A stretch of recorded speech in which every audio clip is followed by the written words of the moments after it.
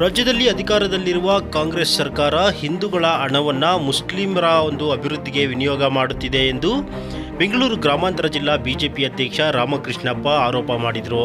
ದೊಡ್ಡಬಳ್ಳಾಪುರ ನಗರದ ಬಿಜೆಪಿ ಕಚೇರಿಯಲ್ಲಿ ಸುದ್ದಿಗಾರರೊಂದಿಗೆ ಮಾತನಾಡಿದ ಅವರು, ಹಿಂದೂಗಳಿಗಾಗಿ ಮೀಸಲಿಟ್ಟಿದ್ದ 10,000 ಕೋಟಿ ಹಣವನ್ನು ರಾಜ್ಯ ಕಾಂಗ್ರೆಸ್ ಸರ್ಕಾರ ಮುಸ್ಲಿಮರ ಅಭಿವೃದ್ಧಿಗಾಗಿ ಮುಸ್ಲಿಂ ಮಕ್ಕಳ ಕೆಪಿಎಸ್ಸಿ, ಯುಪಿಎಸ್ಸಿ ಹಾಗೂ ಕೆಎಎಸ್ ಶಿಕ್ಷಣಕ್ಕಾಗಿ ವಸತಿ ಶಾಲೆ ಹಾಗೂ ಶಾಲೆಗಳನ್ನು ತೆರೆಯುವ ಕೆಲಸ ಮಾಡುತ್ತಿದೆ.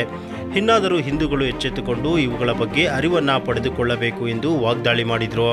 ಅದೇ ರೀತಿಯಲ್ಲಿ ಈ ದುಡ್ಡುಗಳನ್ನೆಲ್ಲ ಯಾವುದು ನಮ್ಮ ಈ ಹಿಂದೂಗೆ ಮೀಸಲಾಗಿಟ್ಟಂಥ ದುಡ್ಡನ್ನೆಲ್ಲ ತೆಗೆದುಕೊಂಡು ಇವತ್ತು ಏನು UPSC KS ಮಾಡ್ತಕ್ಕಂಥ ಮುಸ್ಲಿಂ ಮಕ್ಕಳಿಗೆ ಎಲ್ಲೋ ಒಂದು ಕಡೆ ಅವ್ರಿಗೆ 10,000 ಕೋಟಿಯನ್ನು ಕೊಟ್ಟು ಅವ್ರಿಗೆ ಭವ್ಯವಾದ ಹಾಸ್ಟೆಲ್ಸ್, ಸ್ಕೂಲ್ಗಳು ಇಂಥವನ್ನು ಮಾಡಿಕೊಡುವಂಥ ನಿಟ್ಟಿನಲ್ಲಿ ಓಲೈಕೆ ಸಮುದಾಯವನ್ನು ಓಲೈಕೆ ಮಾಡಿಕೊಳ್ಳೋ ನಿಟ್ಟಿನಲ್ಲಿ ಕಾಂಗ್ರೆಸ್ ಸರ್ಕಾರ ಇವತ್ತು ಮಾಡ್ತಾ ಇದೆ. ಇವತ್ತು ನಮ್ಮ ಬಡ ಮಕ್ಕಳು ಇವತ್ತು ಬೀದಿ ಬೀಳ್ತಾ ಇದ್ದಾರೆ. ಇವತ್ತು ಶಾಲೆಗಳನ್ನು ಅಭಿವೃದ್ಧಿ ಇರ್ಬೋದು, ಅದೇ ದುಡ್ಡಲ್ಲಿ ಶಾಲೆಗಳ ಅಭಿವೃದ್ಧಿ ಮಾಡಬೇಕಾಗಿತ್ತು.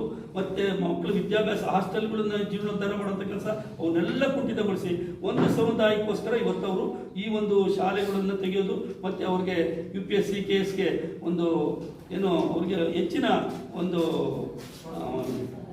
ಸಹಾಯ ಮಾಡುವಂಥ ನಿಟ್ಟಿನಲ್ಲಿ ಇವತ್ತು ಕಾಂಗ್ರೆಸ್ ಸರ್ಕಾರ ಮಾಡ್ತಾರೆ. ಬರುವಂಥ ದಿನಗಳಲ್ಲಿ ಇವತ್ತು ಈ UPSC ಬಗ್ಗೆ KS ಬಗ್ಗೆ ಗೌರವ ಆಯಿತು, ಅದನ್ನೆಲ್ಲ ನಾವು ಇವತ್ತು ಕಳ್ಕೊಳ್ಳುವಂಥ ಪರಿಸ್ಥಿತಿ ನಿರ್ಮಾಣ ಆಗ್ತದೆ.